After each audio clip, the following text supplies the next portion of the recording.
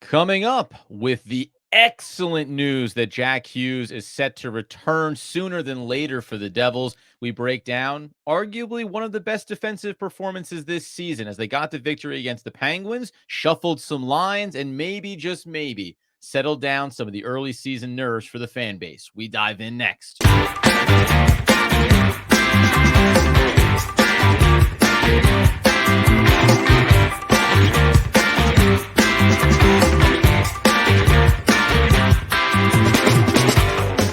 Yes, sir. It's DPL, the Devil's Puck Luck Podcast, where we are your hosts. Over here, Adam Armbrecht breaking down the Brooklyn Nets on the Locked On Nets podcast with Doug Norrie, breaking down the New York Football Giants on the One Giant podcast with Andrew Makowitz, and joined as always by the 20-plus year season ticket holder, the pulse of the Devils fan base, Danny McDonough. How are we, sir, man? Off the fresh heels of the sweet taste of victory. Feeling good, right? It felt like the first real 60-minute game the Devils have played this season. So, Penguins were hot, winners of 5 straight. They were coming in and just lighting it up in the last 5 games, and the Devils shut it down defensively. So it is a good day, Adam. It is a good day when the Devils play like that. Why bother playing 60 minutes of hockey too soon, right?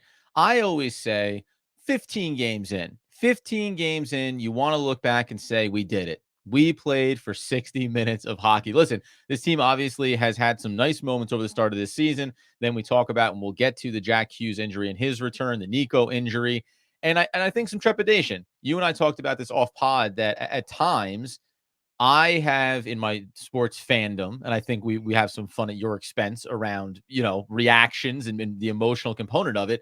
But I, for the most part, try to be even keeled and even tempered. And there was like a little bit of this kind of angst that was building up because you don't know what Lindy Ruff is trying to do. You're not sure if the combinations are working. And then you get to this game last night. And listen, I want to start just off the top with the goaltending here because in totality, this game was a solid defensive performance, a complete 60 minutes. But early, when the Devils were playing open hockey, which I think is important for them early in games, Vitek had to make a handful of critical saves, and he looked crisp, he looked clean, and I thought that was really important. There's this ecosystem to the team being successful, and we know goaltending has to step up at times, and the defense needs to be ready to play that part as well. Yeah, Vitek was solid, man. We didn't have a great first 5 minutes of the game. We weren't Nope. terrible, but we weren't great. But right after that, it's like you said, some odd man rushes early in that game that Vitek shut down, and he made a statement. But he played like that for the rest of the game, right? He played like that where he was confident, he was making the saves, he was eliminating the rebounds. That's a plus, and you're absolutely right. When it comes to the angst of our fandom, sometimes it gets in the way. You think about it. We're talking about 15 games in, our first full 60-minute game. We're 8-6-1. How many teams can say that? You haven't played a full 60-minute game and you're 8-6-1. Look at the Edmonton Oilers. Now they're getting a little hot now, winning 4 straight, but they're, I think, 5-9-2. Don't mark my words on that, but they're struggling bad, and they haven't played a complete game. But look where we are in the standings with the injuries that we have. That we have. It's a great feeling to be where we are. So yes, we have to kind of, and you put me in check, which I like. Sometimes I have to relax a little bit when I'm in game, but it's the Devils are going to be fine. And now getting Jack back is just the icing on the cake, right? Yeah, 100%, right? Him getting set to return here, maybe as soon as the next game, potential. We'll have to see here as we get closer to it. And I think you're right that you need to stem the tide sometimes. I think also let's be realistic. When you come off of an undefeated preseason and all the hype, right, and all the moves that Fitz made in the offseason, you're like, oh, come on now. Here's that moment where we come out the gates and it's a 15-1 start to the season, and we set the league on notice. So there's some of that too, I think, where the expectations were obviously as high as they could have been. Sure. Inside this game against the Penguins, I mean, first of all, just the last note on Vitek, 2 goals, right? 2 goals. The Devils don't play hockey games without giving up at least 3 goals this season. So you can see the difference of how that kind of helps to dictate terms here. Remember, they were down, though, 2-1 in this game as well.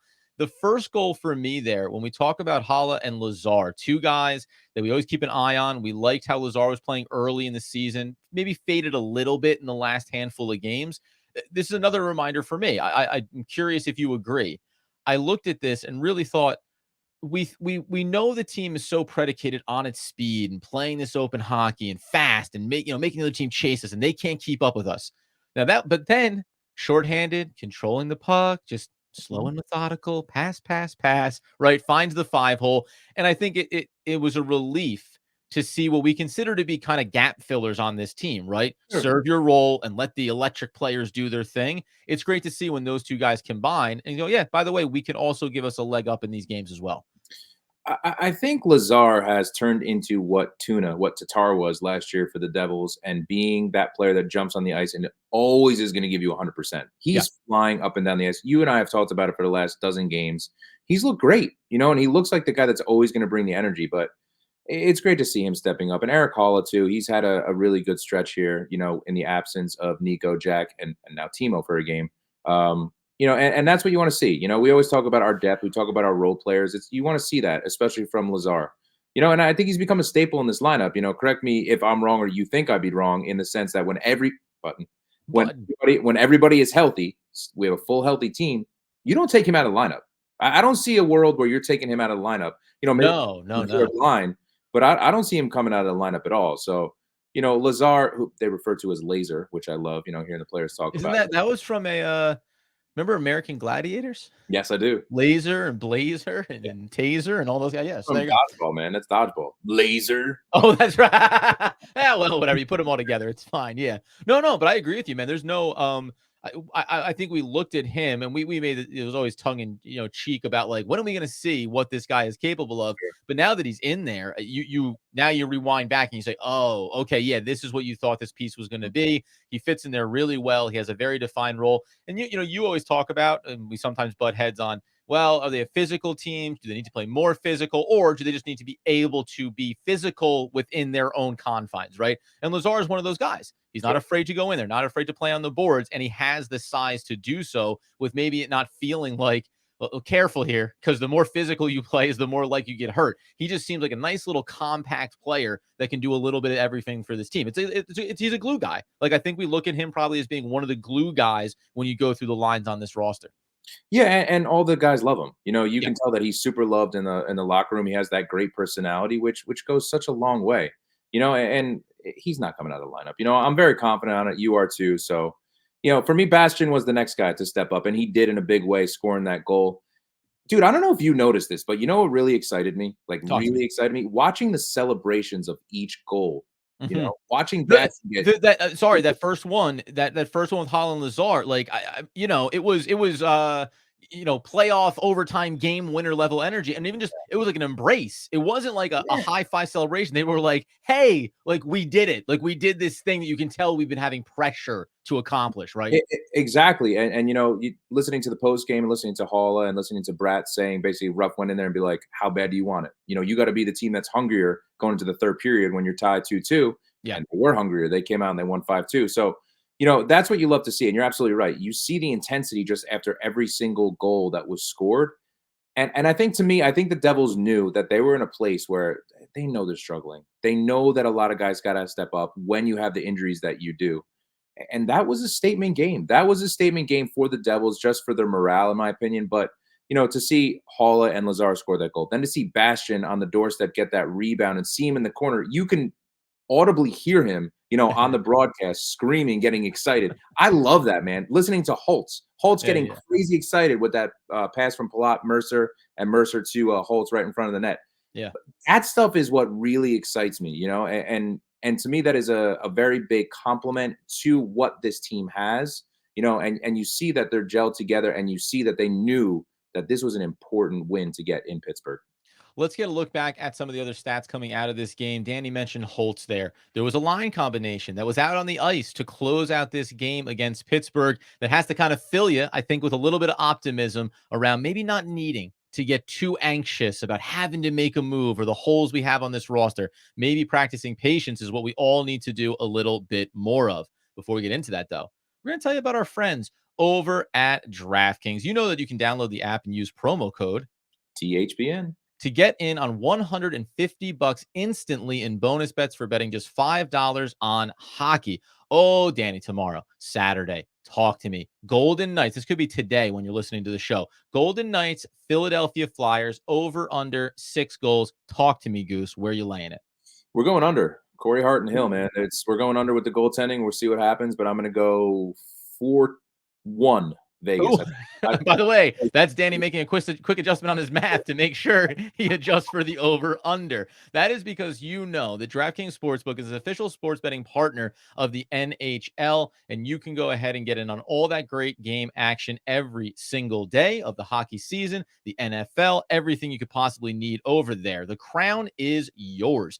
Gambling problem? You can call 1-800-GAMBLER at www.1800gambler.net. In New York, you can call 888-87-HOPE-NY or text HOPE-NY to 467-369. In Connecticut, help is available for problem gambling. Call 888-789-7777 or visit ccpg.org. Please pay responsibly on behalf of Boot Hills Casino Resort. 21 plus, age varies by jurisdiction, void. And our friends to the north, Ontario, Canada. Bonus bets expire 168 hours after issuance. See dkng.com/hockey for eligibility and deposit restrictions, terms, and responsible gambling resources. NHL and the NHL Shield are registered trademarks of the National Hockey League. Copyright NHL 2023.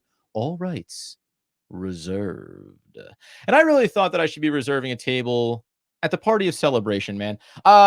Monkey off the back here for this team a little bit. You mentioned Holtz there. When we get into the final lineup, and then we'll talk some stats here. Mhm. But how did you feel about the collection of players that closed out this game relative to some of the concerns that we've had over the first 15 games of this season? It really did, again, just like the Lazar, just like the Bastion, it felt like, oh, okay. Like, and now let's go to the next game from here, right? Mhm. Listen, it was a rounded out effort, and you love to see at the end of the game who was out there, and you love to see Holtz with the ice time. This was Yeah. his most ice time he's had, I think, in his career. Check me on that. I'm pretty sure he had close to 19 minutes, on the ice, and it shows how hard he was playing. This was his best game, in my opinion, as a Devil. Yeah. He was all over the ice, especially in the third period. In the second period, he had some chances too, and he was rewarded, obviously, in the third period. But it's we talk about Holtz a lot, right? We've talked about Holtz 1839 in terms of minutes on the ice there for Holtz. right. So we talk about Holtz a lot, because he is under the microscope. He had that short leash, obviously, when the season started. The kid's got 4 goals, man, and he had limited ice time, and now he's starting to get more ice time. So when he starts to consistently get a little more ice time, and I think he will when everybody's healthy with Mercer and with Palat on his opposite wing. I think that's going to be the line you're going to see on that third line. He's going to get more ice time, and he's going to get more opportunity, especially now that Mercer is heating up as well. Yeah. So it's I don't want Holtz to be traded. I'm worried that he might be traded one day, this season, because he is a valuable piece, to get for a team to get. But I think Holtz can grow with this team, and I'm glad Lindy put him in the position to succeed, especially against the Penguins. And I hope it continues. And I know you agree with me. I really hope it continues for the kid. Well, of course. Listen, we can debate, right? The preseason and the shuffling and all these things, but ultimately, when you turn around, you get to this place. Would I prefer they have done it differently? Sure. Would I prefer that, like, the injuries to Jack and Nico are ultimately maybe what inspired this opportunity for Holtz? Yeah, but so be it. And for him, and we've talked about this, his post game interviews, maybe not expressing frustration. I think he's handled himself really well, but you can tell he feels like I can be this guy. And you mentioned the 4 goals this season. Like, we talk about, you and I said, I said I'd like to see him get close to 20, 15 to 20. That's the agenda here for this young player. He's doing it, right? Yeah, We're he talking is. about being 15 games through the season, 15 games through the season. He has 4 goals. I can do hard math. That's going to put him right around 20 goals on the year. And I think the evolution for him now is going to be, how do I, when I start to get some of that attention on my opportunities, make sure I set up teammates, right? Make sure I find other players, as he did in this game. So it is a nice step forward for him, certainly. When we think about then the defensive pairings, now a game prior, had Danny and I released an episode, you would have heard maybe a different tenor and a different tone. You would have heard us questioning the fabric of society, the world, and the universe at large. But this, Danny, why did this feel like a more cohesive defensive performance than maybe we got the first game after Lindy switched up their lines? I think a lot of it is Colin Miller. I was super impressed with Colin Miller. I like that Lindy went back to his original pairings too, and obviously put Colin Miller with Hughes, and you saw how well that worked. But I think the Dougie and Luke experiment just wasn't working out. I think you saw how glaringly bad it could be at times, and no faults of their own. Dougie has had an off defensive year. We all know that. It's no secret. Yeah. And putting Luke in a position to basically combat that is not going to float too well. So I'm glad they switched it back. It's hard for me to say after one game. You and I Yep. talked about it before. We aired this tonight podcast, but I'd like to see 11-7 again without Timo and Nico. I Mhm. think that's a topic of conversation that it should be on everybody's mind. We played really well 11-7. We saw it a little bit last year, toward the end of the year and in the playoffs, and I'm okay with it. The reason why I'm okay with it is I don't really see a need for Tierney in the lineup. And no, this is no offense to I was Tierney. gonna say it's not a knock on him, but No, we're talking about balancing the books here, right? he's a good player. He's a solid player. He hasn't done enough for me to take Colin Miller or Brendan Smith for the penalty kill out of the lineup right now. And I think with the absence of Timo and Nico, I think that's the better way to go, especially against this Rangers team tonight that is going to come out flying. Is playing extremely hot right now. So the way Colin Miller stepped into the lineup and the way that the defense really gelled and played a complete game, I really do want to see 7 defensemen again. Yeah, I think it's a smart way to look at it. And you mentioned specifically about Brendan Smith and the penalty kill, right? So when we say Tierney, and he's the example because he's going to be the guy that gets scratched in these scenarios. But that's what you want to have. We know the defense can be suspect at times. So how do you end up saying we'll keep the extra body? Now Mhm. we know it looks like Colin Miller can be a little bit more stabilizing inside of those top six pairings. But you also then can say when we need these moments of security on the penalty kill, Smith Yeah. is there for us. Are you? Are you at all concerned, let's say, over the next 5 to 10 games of keeping an eye on Dougie Hamilton and his defensive, I'll say proficiency, not because it's a part of his identity, but just because it's been worse than we anticipated. There is this element of, is Dougie Hamilton now, for everything we praise him offensively, ready to rip that shot? Has he foregone maybe something we said that Luke Hughes does too much of early in the season, being so concerned about the defense that he's not as free flowing on the other end? I'm going to flip this, Adam. I'm going to flip it to the positive. I think we've hit the Good. bottom for Thank Dougie. you. Yeah, I think we've hit the bottom for Dougie defensively. I think it's only up from here, and I think Nice. the same thing with Siegs. I think Siegenthaler Siegenthaler has, had a better game, I thought, right? yeah, he really did. A little Siegenthaler more had physicality. he's had a rough dozen games. He's not playing to the caliber he knows that he can play at, and I think that we've hit the bottom defensively for both those guys. Turnovers are going to happen. Turnovers are going to happen Yeah. with how fast and how quick we play. It's how we adjust to the turnovers. Even in some of the losses, you saw the fact, like Ball, for instance, on the odd man rushes in a couple games ago, he was able to get back and he was able to break the 2-on-1s up. That's awesome. Mhm. We're going to have to do that occasionally, but you don't want to do it consistently, right? You want the consistency that you saw against the Penguins, where each pairing had each other's back, where they knew where they were going to be to get that defensive assignment, not just on the D court, but on the offensive guys as well. Seeing the back checks was really, really refreshing against the Penguins. And players like Jesper Bratt, players like Haula who are coming back and back checking really well. Palat, who we've been tough on, had Yeah. a great game against the walls, against the boards, all game. He was fighting, winning every 50-50 battle. So, it's hard for me to say that it's going to get worse. I don't think it's going to get worse. So I want to stick to the No, positive. no, you know what, Dougie's a man? great Listen, we know Dougie's a great player. We know his offensive That's yeah.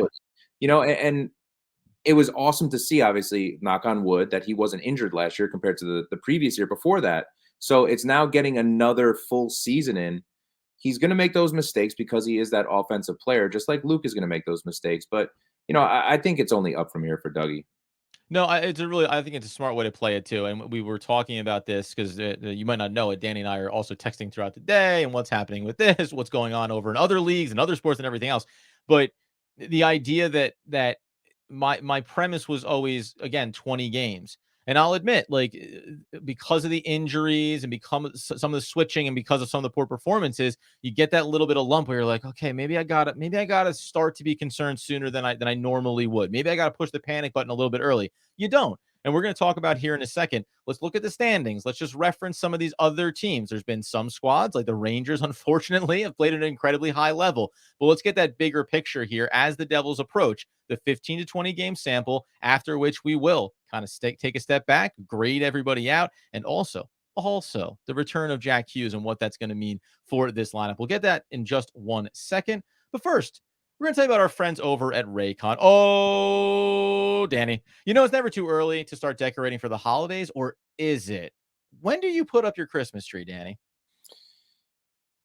Me or my girlfriend?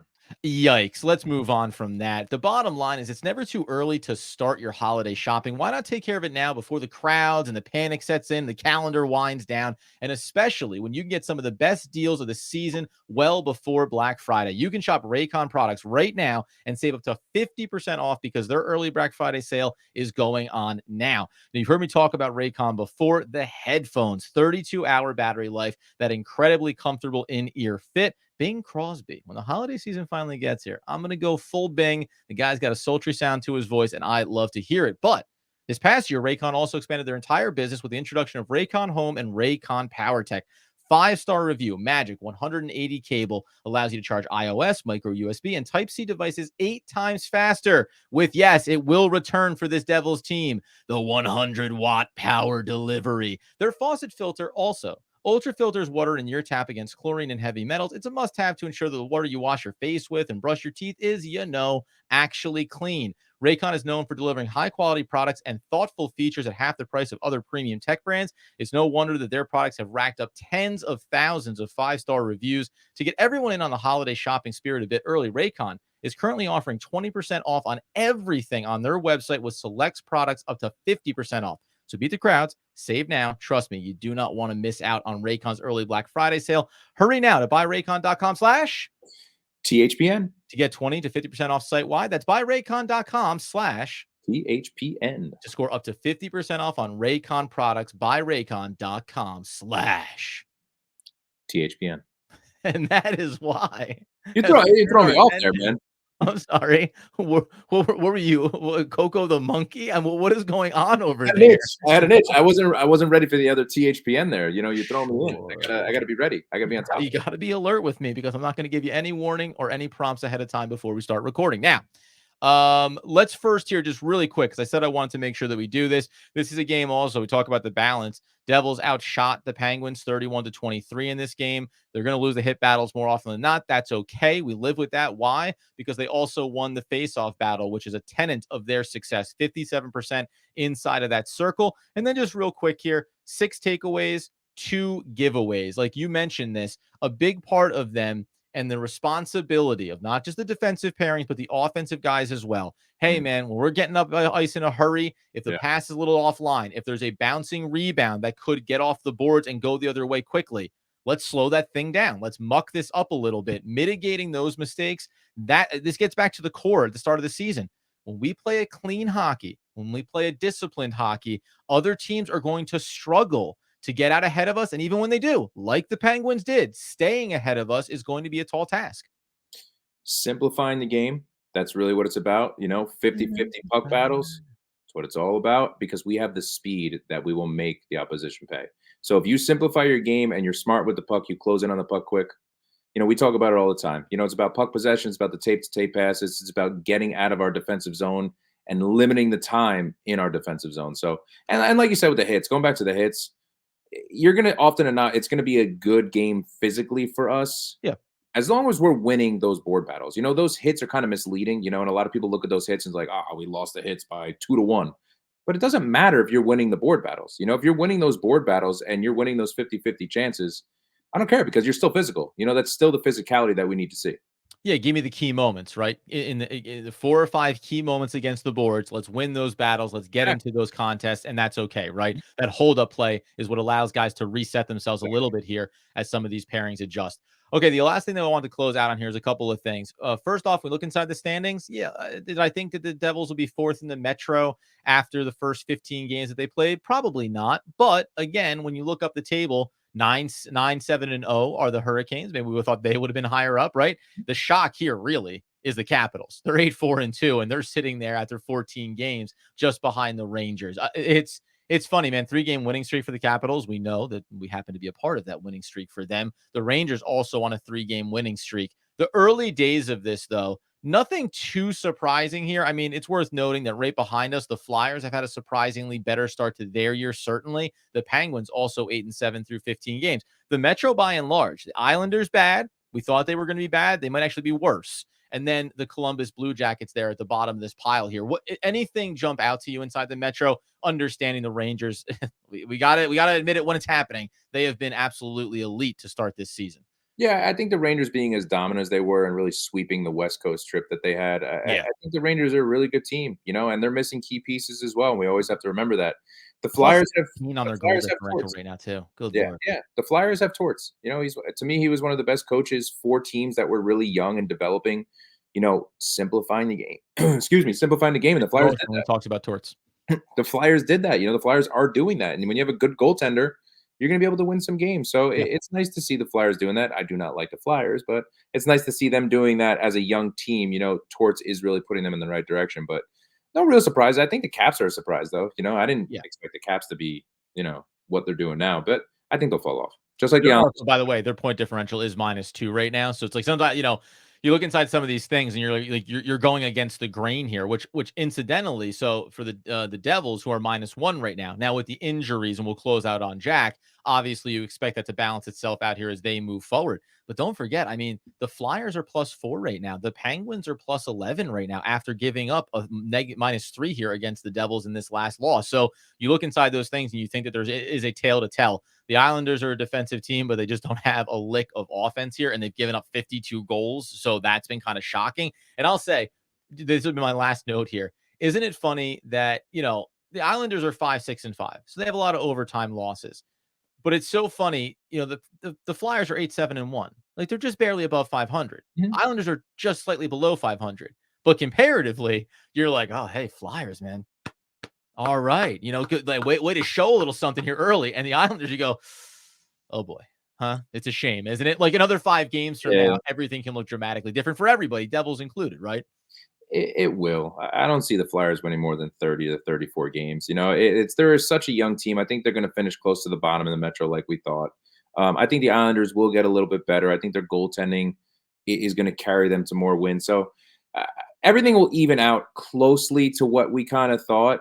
There's always going to be a surprise team, usually in each division, and that's the great thing about hockey. You never know. I mean, look at Boston. We thought Boston was going to take a heavy step back, and they have one regulation loss. One regulation loss. They're plus 21 point It's differential. crazy, man, and it goes back to the system that they play and the defensive Yeah. style of hockey they play, and you and I, before the season we thought they'd be fighting and clawing for a wild card spot, and it's Yeah. pretty crazy to think that they're just light years ahead of what we thought they would be. By the way, just a last note here. The Penguins are +11, as I said there. So when you look inside of this, it's just a reminder, not because Danny and I said that we thought that they would actually be maybe knocking the Rangers off when it came to the competition of the division. Things look a little bit different there. But we thought the Penguins would have a good season. It's an indicator that I think you're going to see them rise. And watching the Capitals is going to be fascinating because I can't fully tell. They might be kind of doing it with smoke and mirrors a little bit here early. So that's why though, Danny, 20 games. Yeah, no, 20 games is the mark here because that, I think that my thoughts will crystallize a little bit better